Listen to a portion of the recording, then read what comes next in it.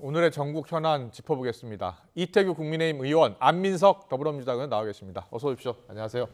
안녕하세요. 네, 안녕하십니까. 선관위 고위직 직원 자녀 지금 특혜 채용 의혹이 계속 불거지고 있는데요. 오늘 이제 감사원의 감사를 받을지 안 받을지를 논의를 했는데 결론이 났습니다. 감사원 감사는 받지 않겠다는 겁니다. 자, 감사원의 감사 거부 여기에 대해서는 어떤 생각이세요? 민주당은 공식 입장은 아직 없는 것 같더라고요. 그럼 제 개인적인 개인적인 입장은 의견을 말씀드려야 되겠네요. 예.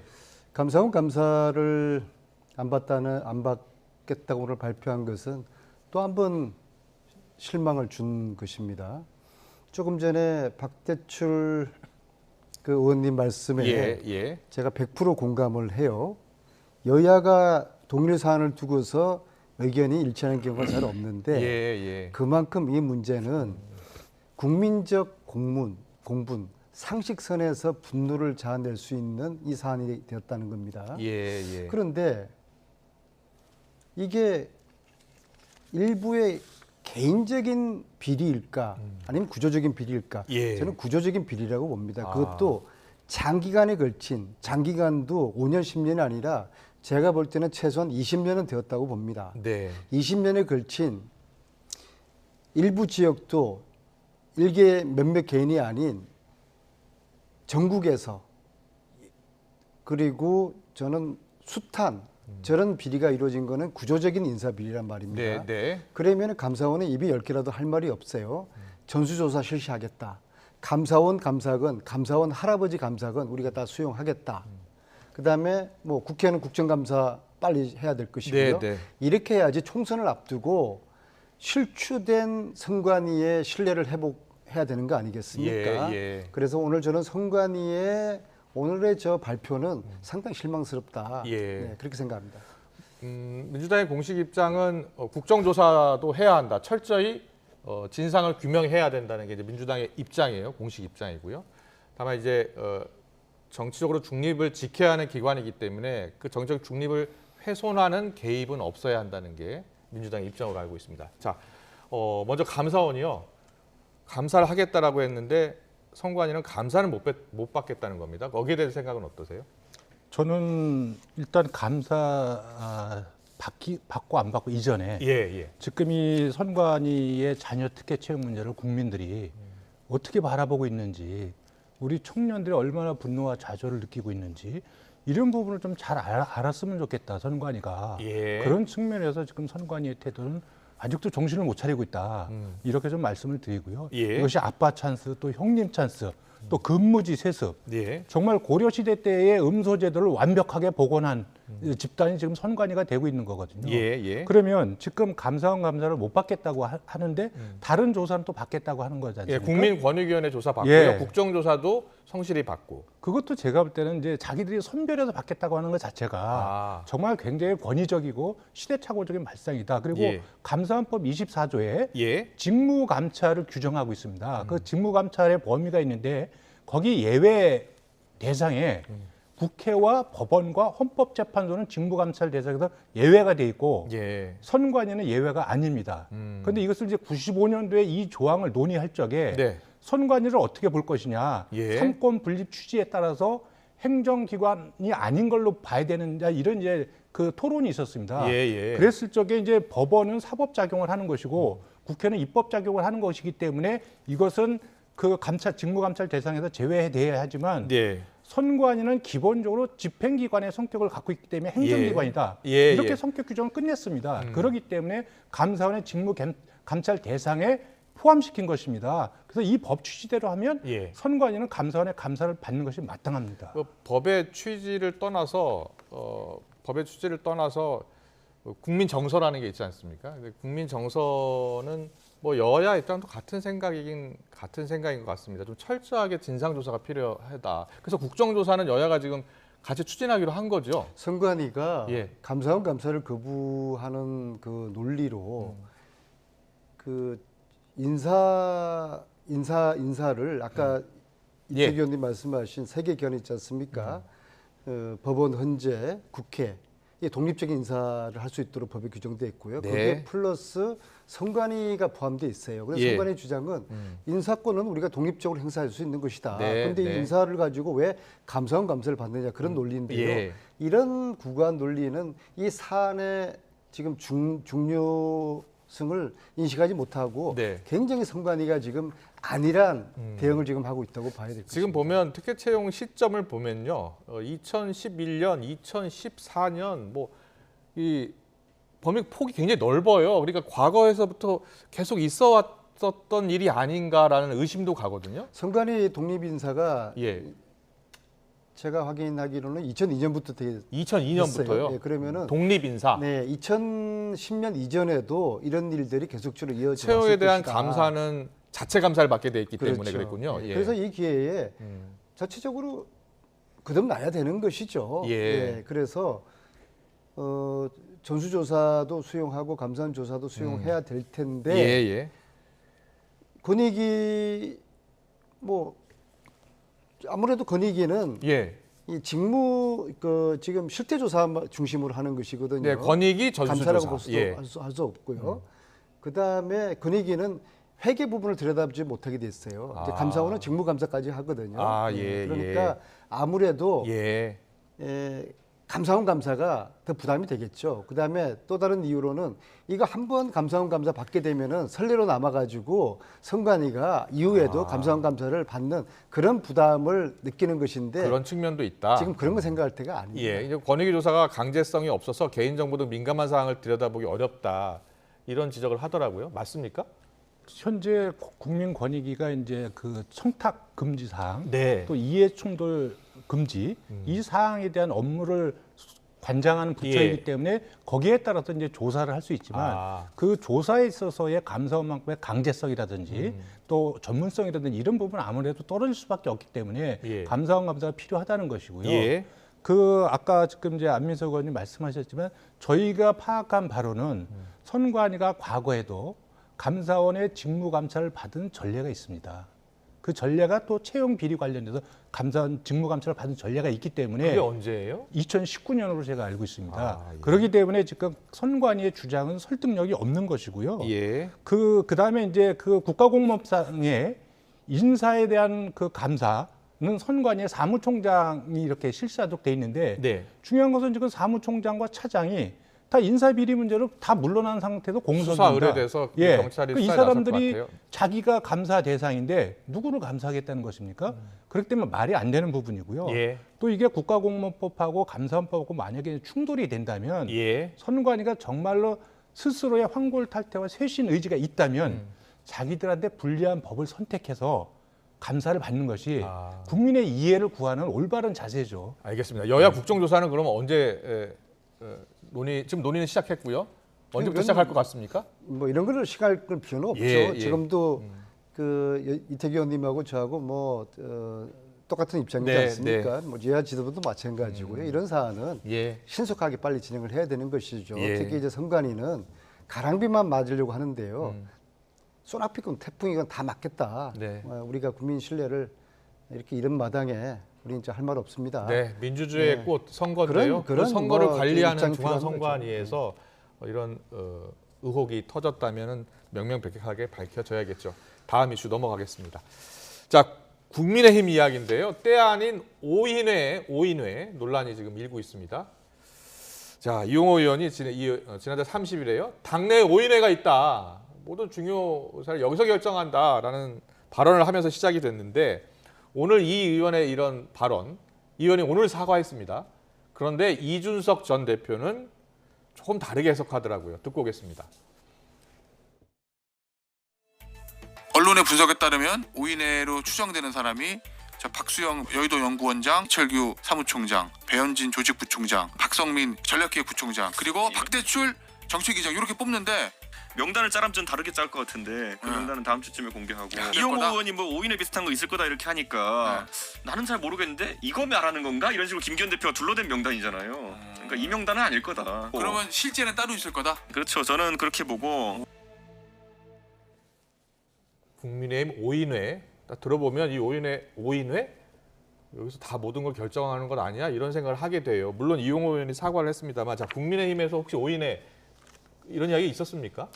글쎄, 저는 뭐 제가 예. 당내에서 그런 얘기가 도는 거를 사실 이용호 의원이 말씀하셔서 좀 들었던 거고요. 그렇습니까? 예. 그리고 지금 물론 의원들이 각각의 뭐 삼삼오오 모여서 논의할 수 있다고 봅니다. 그 네, 일상적으로 네. 어느 정당에 다 있는 거지만 예. 만약에 공식 직책과 공식 라인에 있지 않는 몇몇이 모여서 만약에 당의 중요한 의사결정을 한다면 이거 굉장히 중요하고 심각한 문제인데 예. 이것이 현대 정당에서 가능한 것이냐. 예. 어떻게 최고위원회나 이런 과정을 거치지 않고 공식 직책에 있지 않는 예. 사람들이 모여서 의사결정을 한다는 거 저는 이것은 실질적으로 존재하기 좀 어렵다. 만약에 그런 사실이 있다면 굉장히 중대한 문제다 이렇게 생각합니다. 예, 그 공식적인 기구 최고위원회가 있으니까 모든 것을 사실 거기서 결정하는 게 맞는데 그 기구가 아닌 다른 의원들, 물론 여의도연구원장, 사무총장, 부총장, 전략기획부총장도 뭐 물론 당직입니다. 만약에 이분들이 모여서 논의한 거를 그렇게 해석했다면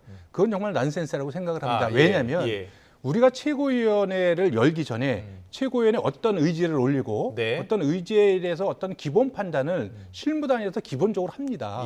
그것을 위해서 사무총장과 정책의장이나 사무부총장, 여의도연구원장이 모여서 네. 논의할 수 있죠. 그래서 예. 기본적인 판단을 가지고 정책이 저기 최고위원회에 올려서 네. 거기에 심의를 거쳐서 의결을 받는 거죠. 그거를 만약에 오인회라고 한다면 그건 정말 해석을 잘못하고 정당의 메커니즘을 이해를 못한 저는 저 거라고. 알겠습니다. 안민석 의원님. 예. 오인의 발언을 이용호 의원님이 하셨다는 것을 예. 주목을 합니다. 네. 굉장히 신중한 분이에요. 아시겠지만요. 예. 뭐 폭로성 이야기나 근거 없는 이야기를 하실 분이 아니라는 거. 네. 그다음에 두 번째 3일 만에 사과하셨지 않습니까? 만약에 본인이 실수하셨으면은 바로 사과를 하실 분이에요.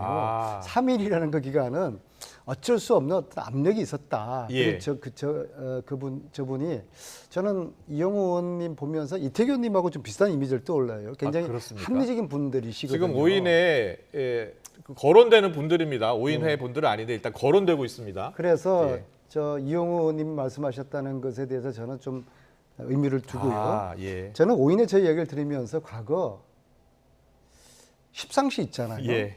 그다음에 문고리 3인방 네. 그런 게 연상이 돼요. 그러니까 네. 공식 의사결정 시스템이 없는 사람들이 모여서 네. 실질적인 결정을 하는 것이죠. 이게 터무니없는 그런 주장이 아닌 것 같아요. 왜냐하면 이미 저희가 볼 때도 국민의힘 최고위는 좀 덜러리 같아요. 네. 그리고 뭔가 결정을 따로 하는 곳이 있지 않나 이제 그런 생각이 종종 들거든요. 이준석 의원님이 5분을 누구를 지칭할지 모르겠지만 이준석 전 대표가 누구를 뭐 다음 주 자신이 생각하는 명단을 이야기한다고 누구를 하니까요. 이야기하든지 간에 이 논란의 핵심은 윤핵관 논란입니다. 윤핵관이라는 것이 대통령이랑 가까운 분들이 공식 기구와는 상관없이 중요한 의사결정을 해왔다. 거기다가 플러스 천공인이 그다음에 건진 법사니 법사들 이야기들 그런 이야기들 쭉 현재까지도 이어지지 않습니까? 특히 최근에 경찰이 그 관사 출입했던 천공인 관련해 가지고 언론인을 포함해서 7명이나 허위 사실을 고소해 놓고 정작 천공은 그냥 서면 질의로 끝나지 않았습니까? 완전히 천공 봐주기죠. 이런 것들이 이런 비선실세 라인에 의심을 증폭시키고 있다. 그리고 이런 오인의 논란도 그런 연장이다. 알겠습니다. 그렇게 좀 보고 있습니다. 이런 당내 논란을 어떻게 뭔가 해명이 있거나 하는 건 아닌가요? 아니 근데 만약에 실체가 없는데 실체가 없는 것을 해명하라고 하면 그거야말로 무리라고 볼고요. 아까 알겠습니다. 화면에 나온 그분들은 당의 공식 당직자입니다. 네. 그분들이 뭐죠 실무 단위에서 회의를 했다면 그건 정상적인 당무 집행 행위죠. 그걸 가지고 비선이다? 그건 정말 있을 수 없는 해석이라고 알겠습니다. 봅니다. 비선이라 하면 자기 직책을 갖지 않은 사람들이 영향력을 행사했을 경우에 그렇죠? 누군지 모르겠지만 이제 5인에도 나오고 7일에도 나오고 또 다시 이준석 전 13일 대표도 나오고 라디오 그럴 인터뷰에서 그런 얘기를 하더라고요. 어떤 회가 나올지 잘 모르겠다. 하지만 본인이 생각하는 뭐 명단을 이야기한다고 하니까요. 그때 어떤 명단 나오는지 보고서 이야기 나눠보겠습니다. 민주당 상황 넘어가겠습니다. 자, 비명계 일각에서 이재명 대표가 제명인의 마을 이장지에서 내려와야 한다. 그리고 강성 지지층과 거리를 둬야 한다라고 주장하고 있잖아요. 그런데 우상호 의원이요 이런 말을 했습니다. 듣고 오겠습니다. 재명이네 마을은 재명이네 마을이잖아요. 네. 그럼 재명이가 이정하는 게 맞지. 상호네 마을은 상호가 이정하고 뭐 그런 걸 가지고 너는 너무 작은 걸 가지고 접근하는 것은 너무 지금 민주당이라는 큰 당을 네. 어떻게 운영할 거냐에 대한 얘기가 아니라 저는 사실 별로 정치적 담론에 올라올 내용들이 아니라고 봐요. 알겠습니다. 재명이네 마을은 재명이가 사는 마을인데 너 네 마을을 나가라고 하는 건 가도하잖아요. 네, 이재명 대표 내려와야 한다. 그런 뭐 일부 의원들이 있는데 또 다른 의원들 같은 경우는 우선 뭐 재명이네 마을 이재명 대표를 강력하게 지지하는 지지층이 있는 곳인데요. 거기서라도 내려와라 뭐 이렇게 하는 분도 있는 것 같은데 후원금 얘기가 나왔어요. 이재명 대표가 후원금 모금에 들어가자 단 29분 만에 1억 5천만 원 모였다고 하더라고요. 자, 전체적으로 이 재명이네 마을에 대해서 어떻게 생각하세요? 두 가지 측면에서 말씀드리겠는데요. 첫째로 지금 민주당의 위기지 않습니까? 돈봉투 코인으로 쓰나미가 몰려왔는데 네. 친명 비명 이렇게 집안 싸움 할 때가 아니에요. 뭐 재명이네 마을의 이장을 누가 하면 어떻습니까? 그다음에 대의원 제대 폐지 논란이라든지 그리고 특히 상임위원장을 누가 하느니 이런 것들 가지고 지금 싸울 때가 아니 정말 한심한 거예요. 예. 그래서 저는 저런 논란 자체에 대해서 저는 관심을 두고 싶지 않고요. 그다음에 두 번째로 지금 저희들이 해야 될 것은 검찰 정권과 맞서는 일과 더불어 진보 정치에 커다란 아젠다를 끊임없이 던지고 국민들에게 공감받고 그걸로 총선에서 표를 얻어야 되는데 그게 지금 실종이 돼 버렸어요. 예. 그리고 지금 말씀하신 이재명 대표에 대한 후원금 뭐 27분 만에 1억 5천. 1억 5천.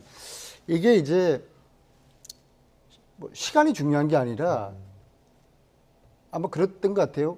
평균 후원금이 한 3만 원이었다는 거. 다 소액인 거예요. 그렇군요. 그러니까 99%가 예. 10만 원 이하 그러니까요. 소액이었다는 거예요. 그런 예. 면에 있어가지고 야당 대표로서의 굳건한 지위를 유지하고 있다. 야당 탄압, 이재명 대표에 대한 검찰의 탄압에도 불구하고 과거 작년에 77.7%로 당대표 당선됐을 땐 그 정도의 위상과 견고함은 리더십은 유지하고 있다. 그렇게 봐야 할 것 같습니다. 예. 근데 원래 후원금을 모금할 때입니까? 요즘이? 원래 그렇습니까? 뭐 그러면 시기가 뭐 정해져 있는 아니 건 그런데 아닌데. 후원금 29분 만에 1억 5천만 원이고 99.9%가 10만 원 이하 소액이라고 하더라고요. 저는 뭐 저거는 이제 그 소위 지금 이재명 네. 대표의 그 강성 핵심 지지층인 개딸들, 예. 소위 개딸이라고 하는 분들의 예. 개딸들의 어떤 개혁의 딸입니다. 예.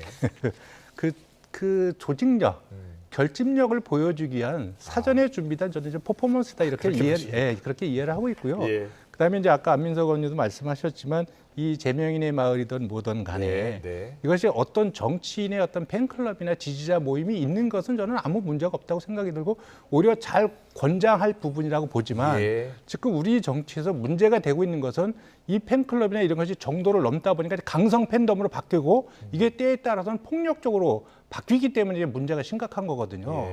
그렇기 때문에 과연 이제 우리 정치 발전이나 우리 정치의 리더가 되고 싶어하는 분들이 있다면 본인을 둘러싼 이 강성 팬덤, 지지층 이 부분에 갇혀 있을 거냐 아니면 이 부분을 넘어설 수 있을 것인가 여기에 대한 이제 자기 판단과 고민이 필요한 시점이 현재 한국 정치의 상황이 아닌가 저는 그렇게 생각을 합니다. 알겠습니다.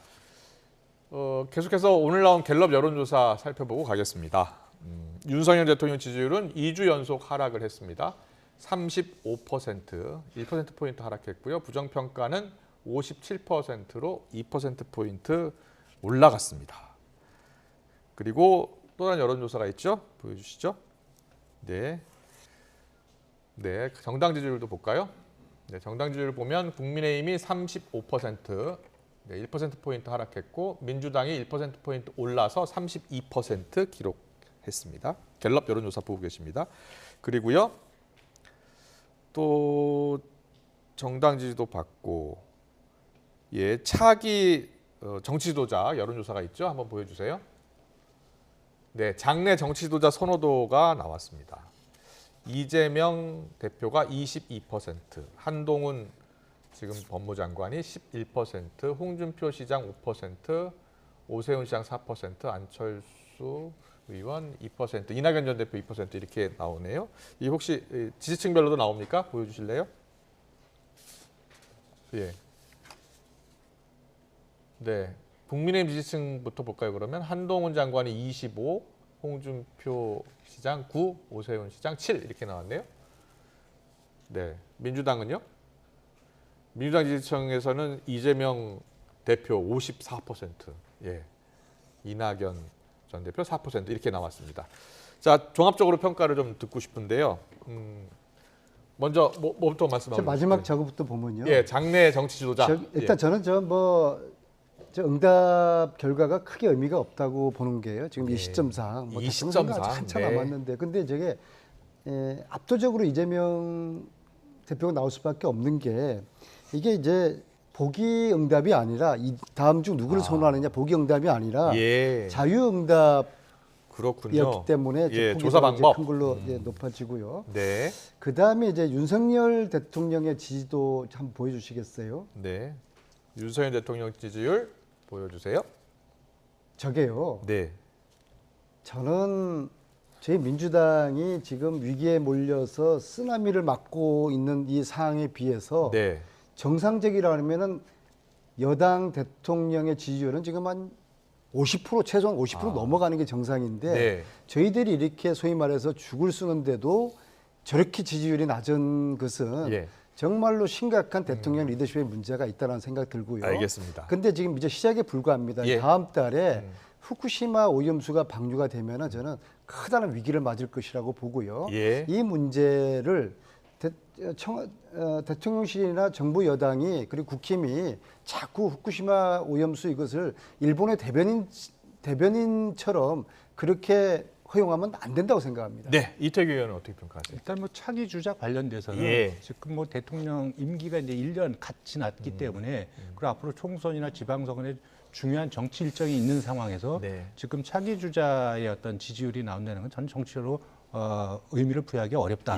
다만 그럼에도 불구하고 이제 자유응답형 조사에서 이재명 대표가 22% 또 한동훈 장관이 11% 나왔다는 것은 고정 지지층을 갖고 있다. 이런 뭐 해석이 좀 가능하다고 보여지는 거고요. 지금 대통령의 국정 지지도가 완만한 상승세를 보였다가 다시 완만하게 내려갔습니다. 1%. 그렇지만 그것이 오차 범위 내이기 때문에 이걸 가지고 지금 어떤 추세를 확정적으로 평가하기는 어렵다. 다만 아까 금방 안민석 의원님께서 말씀하셨다시피 지금 야당의 문제점이 집중적으로 부각이 되는 시점에서 그래서 대통령의 국정 지지도나 여당의 지지율이 이렇게 만족할 만한 수준이 아닌 거, 이 부분은 여권에서 경계할 부분이다. 이렇게 그리고 더 많은 고민이 필요하다. 이런 생각을 하게 됩니다. 알겠습니다. 특히 검찰 권력을 휘두르고 있는 한동훈 장관이 2등이라는 점이 이제 걱정이 돼요.